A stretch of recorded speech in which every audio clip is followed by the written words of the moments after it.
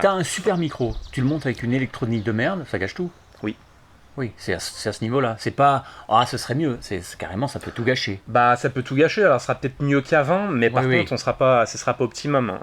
L'électronique sera pas en conséquence du micro, ce qui fait qu'il va pas délivrer ce qu'il a à délivrer.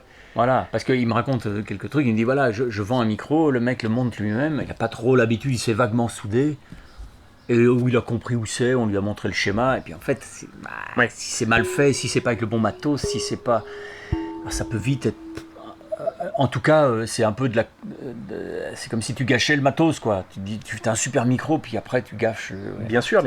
Alors, d'ailleurs, il y avait un exemple que je t'ai fait voir ce matin, un exemple très précis. J'en avais parlé lors de la précédente interview, mais par rapport à ce fil métallique qu'on retrouve en fait sur les humbuckers, sur les. C'est énorme l'incidence. Hein.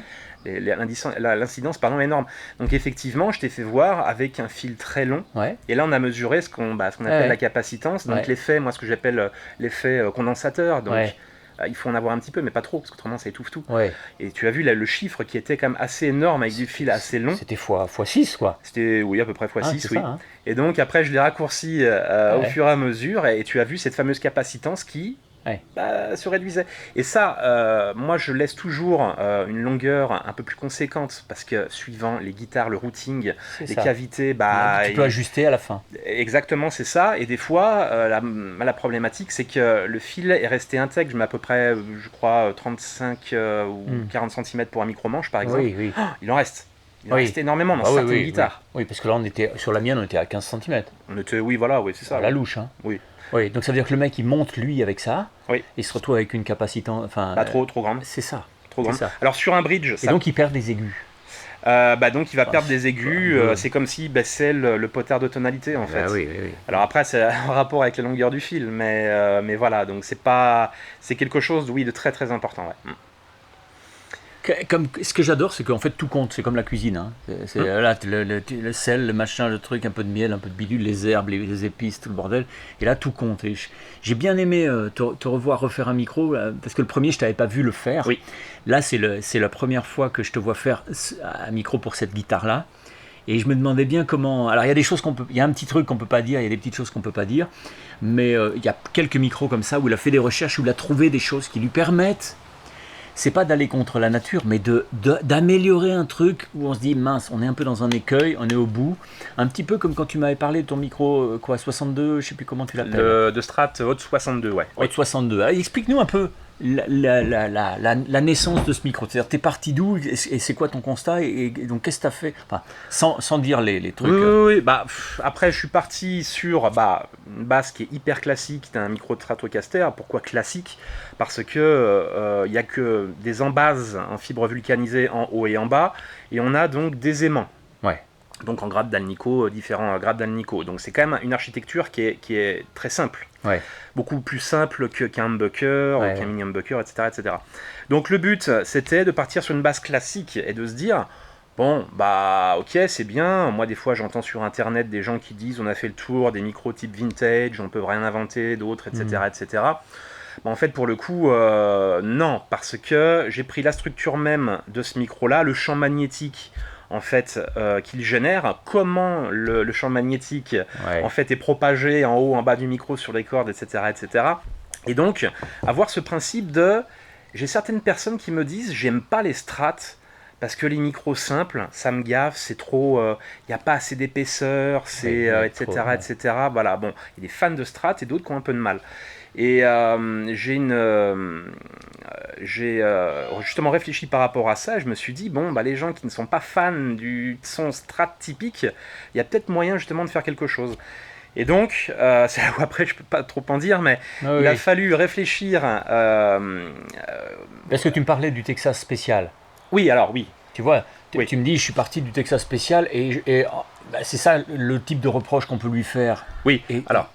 C'est ça, effectivement, le Texas spécial, c'est pas un micro que j'affectionne vraiment parce que c'est un micro qui est surbobiné, qui va avoir un son clair assez chaud qui passe, mais dès qu'on lui injecte du gain, globalement, Alors après, il y a des exceptions, hein, bien évidemment, mais globalement, quand même, c'est un micro qui devient assez boueux, assez dégueulasse. Assez pas précis, qui perd. Ouais. Voilà, c'est ça. Donc mon but, c'était de rester dans cet esprit un peu Texas, donc chaud et cervé.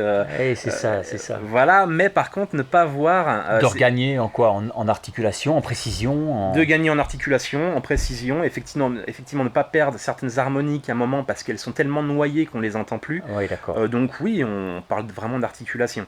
Et à partir de ce moment-là, donc il a fallu étudier un petit peu la chose, et même si physiquement, mon micro Hot 62 ressemble à n'importe quel micro de Strat, on peut le regarder sous toutes les coutures, ça sera pareil, bon, c'en est pas un ça, mais bon, j'en ai pas sous la main. En fait, il a vraiment une particularité qui va se baser sur, on parlait de l'inductance et du pic de résonance. C'est-à-dire que un micro de Strat classique va avoir une inductance moyenne, je dis bien moyenne, de 2,60, ce qu'on appelle des Henry. C'est la mesure. Henry, yes. Les Henry. Je me présente, je m'appelle Henry. C'est exactement ça. Et en fait, pour le coup, l'idée, c'était de déplacer ce pic de résonance pour l'emmener plus haut dans les basses. Oui, d'accord. Et également de transférer les aigus, parce que si on va plus haut dans les basses, forcément ça devient dégueulasse. Donc, oui, d'accord. Et de transférer aussi ce pic de résonance, donc en aigu, à peu près au même niveau que les basses. Et là, c'était pas évident. Donc ça veut dire que tu voulais jouer sur deux facteurs. Oui. Qui habituellement, tu peux pas les pousser. Enfin, t'es coincé en quoi? Par exemple, si on mesure sur celui-là, ça donne quoi? Ça va le faire, ça va. En fait, on est limité sur un truc, c'est que je filme, hein, tu sais, je suis, comment on appelle ça, un peu Spielberg sur les bords. Hein. Voilà, c'est ça. Alors, on va prendre l'exemple de l'inductance. Alors, on voit que ce micro, en fait, il tape à quasiment 2,50 Henry. D'accord, Henry. Henry. Ouais. Et donc voilà, c'est un peu typique de 50, de 60. Alors après, il y a eu plusieurs générations. Si on surbobine comme le Texas spécial de chez Fender, on aura encore une autre mesure, bien évidemment. Là, je parle de classique.